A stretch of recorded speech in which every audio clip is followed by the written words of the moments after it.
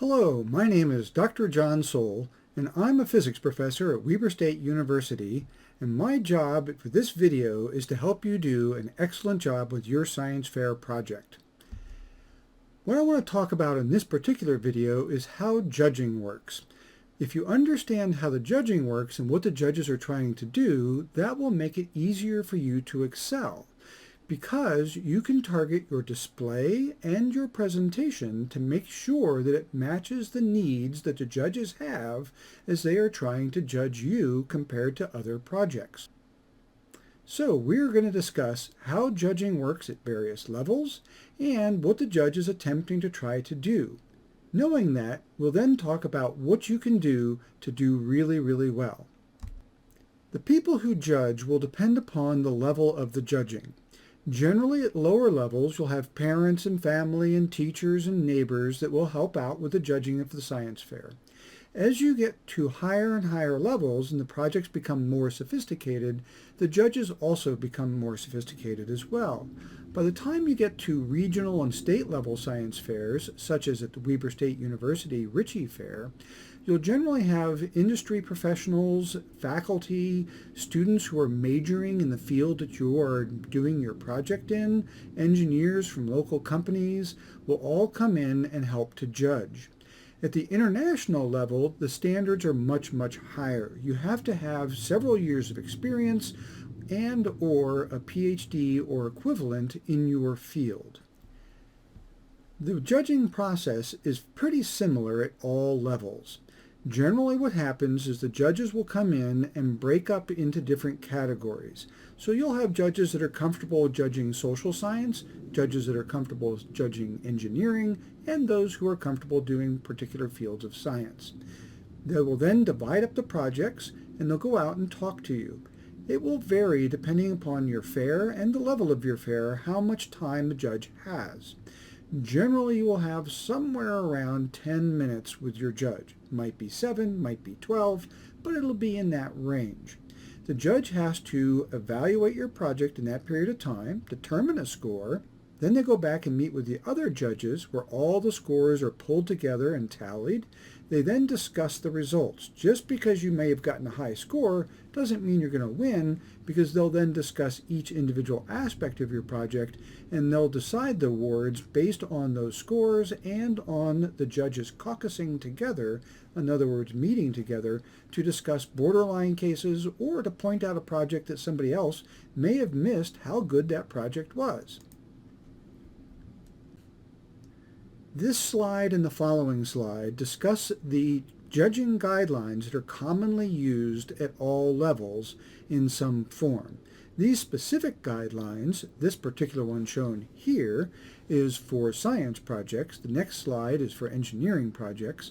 These guidelines are based on the International Science and Engineering Guidelines, and you can find them at the link that I have shown up above. Now, you can also just simply do a search for ISEF judging guidelines, or type in that big long URL. Either way, now is your chance to pause this video to look at the science projects, or pause this video to take a look at the engineering project and see what the judging criteria are. So again, this is going to be the science project, so here's your chance to make a pause, or go on to the engineering projects and make a pause here and read these projects. And thank you for unpausing me so that we can go on to the next slide. It's very important that the judging process be efficient. There are a large number of projects and there's only a small number of judges compared to the number of projects, so they have to make sure that they go through these projects very efficiently. You have just 10 minutes for the judge to figure out what you have done. All the work that you have put into this project you must present in a very short period of time. The judge has to compare that project with the other projects, many of which are very good. They have to talk with the other judges and trust what the other judges' opinions are and listen to what they have to say. They need to be very careful to guard against their own personal biases, as well as setting a score that is going to be fair for you compared to all the other judges' score setting and compared to their setting of scores elsewhere. Wow, That's a lot to do. And so that means when the judge walks up and talks to you, you need to make that time count. So what's the judge thinking when the judge does that? Well, they have a variety of things that they need to figure out. These sort of questions here are what the judge has going through his or her mind. One of the most important parts of this is that the best science fair projects almost always have a mentor, an advisor, it's being done in a lab, or something where there is more than just you involved, and that's perfectly fine. But the judge needs to figure out how much did you do and how much did your mentor do. They also need to compare this project with other projects that had more or less resources than you do.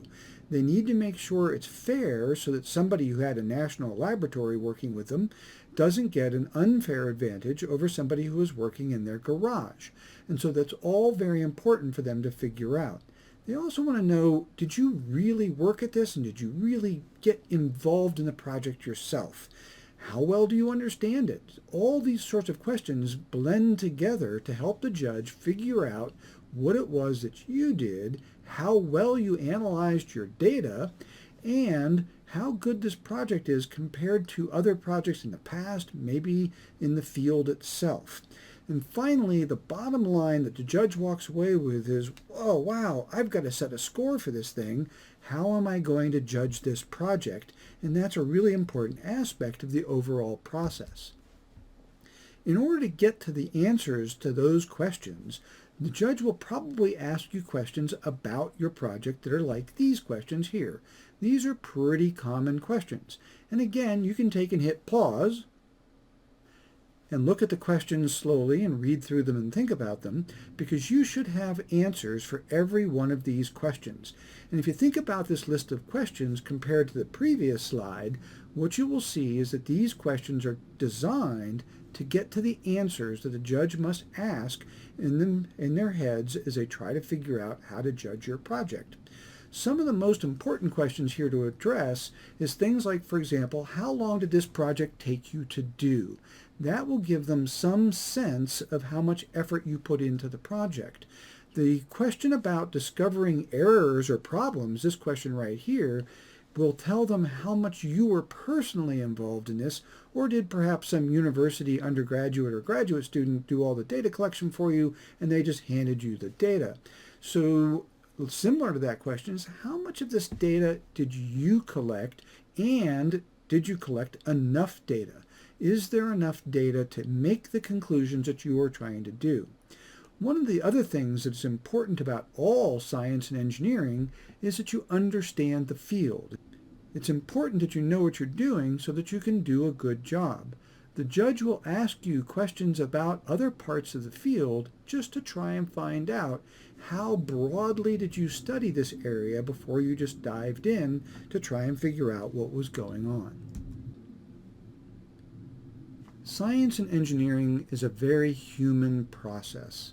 This is the very definition of what humans do. Try to figure out and understand things. That's what humans like to do. We're inquisitive. And so you want to make sure that you tell the story of what this is to another human. This other human you're talking to is the judge. They're a person, and they think the same way you do. And so the things that people like are people who are excited about life, excited about what they do. And so you want to make sure you are doing something that you really, really had fun doing. That will come out in your presentation. It is also important that as humans and we interact with each other, one of the things we do is we make eye contact with each other. Don't look at your shoes. Talk to the person. You are talking with this judge, not talking at the judge. That's a little harder if you're doing a virtual fair, but even at that, make sure you make eye contact when you can by looking into the camera and not always looking down at notes or something. You want to make sure that you're being personable, whether that's virtually or whether that's talking to the judge at the fair itself. That also means that your display, whether your display is real or virtual, has to be clear and it has to be visually attractive. And we'll talk about that in a separate video so that it is not only pleasant to look at, but easy to understand. And as part of being a human is also telling a story. And we have ways to do that. And there's a separate video on doing presentations and on your display board that will describe how to do that. One of the most important things to keep in mind for engineering and science is this business right here about your data being sacrosanct. What that word means is it means that your data is golden. Everything has to be decided on your data. Do your data lead to the conclusion that you made? Did you analyze your data correctly? Did you use proper statistics on that data? Did you take enough data to be able to make the conclusions that you made? That's all very, very important as part of your presentation, and that's the sort of thing that the judge will be looking for. Finally, this is awfully hard. I know this is hard, but you need to relax. The judge is not out to get you. The judge wants to support you. The judge wants to make sure that you do well. And so that means you need to relax a little bit and talk to this person. This person is on your side. It may not feel that way, but they are, and we'll talk about that in just a minute. Finally, you need to be very, very efficient in how you get this information across. And that will be discussed in more detail in the presentations video. In brief, both your display and your presentation needs to be able to tell the judge what the judge wants to know. The judge wants to know these questions that are listed here in order to figure out how you are able to come to the conclusions that you did. In particular, again, this is the way humans talk. We tell a story, and when we tell a story, we always start with a bit of an introduction to what's going on. We then talk about what happened. We talk about the results and the morals. If it's a regular story, in the case of science and engineering, that would be your conclusions. And then finally, we wrap it up and put the story in context about why is this important? What is it that's special about your project? What did we learn from your project? What value is there to your project? And at that point, you've wrapped up an entire storyline that will make it much easier for the judge to be able to judge your project and answer the questions they have to answer. Now, a couple of quick warnings here. We are humans, as I've mentioned several times, and humans have some problems. Judges have those too. Fortunately, this is very rare. But you will get an occasional judge that has personal biases that will come out. We try to hide those, but some judges are better at it than others. Also, some judges are just simply out of date. Their experiences were in a world where people were not given as many equal opportunities as we try to strive for today. Unfortunately, that does occasionally come through. Okay, so here's the deal. First of all, the other judges will quickly pick up on this. Don't worry about it. Just answer the judge, work with the judge as though it was anybody else, and just kind of keep it in yourself and try to be more grown up than the judges. The other judges will sense that most of the time. The other thing you can do is you can wave down any science and engineering fair official at any level, whether that's an elementary level and you're talking to a teacher, or whether that's the international level and you're talking to one of the floor judges that is one of the supervisors for the judges. Call them over in between judges and discreetly say, hey, this judge that I just had, and they'll usually sign their names on a form at your desk. You can point to the name and you can say, by the way, this judge made me uncomfortable because they said such and such. And then we will make sure that we take care of that. So I wanted to warn you a little bit there. That fortunately is very rare, but it can happen. Don't worry about it. Alrighty, finally, remember that the vast majority of the judges are fabulous people. These are people who have taken time to be with you. They've left their jobs. They've left their homes. In some cases, they've traveled long distances just to be there with you. That's what they want to do. They want to support you. These judges are on your side. They want to help you out. Sometimes they might give you suggestions or something that it might feel like you're being attacked. Actually, it may just come across that way. They're really trying to give you suggestions to improve and how you can be better.